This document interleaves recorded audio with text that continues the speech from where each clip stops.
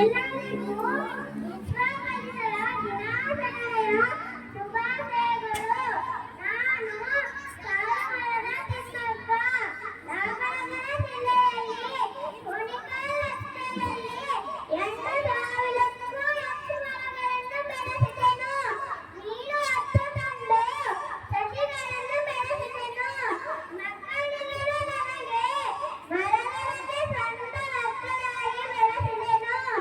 ಈ ಸೇವೆಗೆ ಭಾರತ ಸರ್ಕಾರವು ಪದ್ಮಶ್ರೀ ಪ್ರಶಸ್ತಿಯನ್ನು ನೀಡಿ ಗೌರವಿಸಿದೆ. ನೀವು ಮಕ್ಕಳು ಮೊಬೈಲ್ ಬಳಸಬೇಡಿ.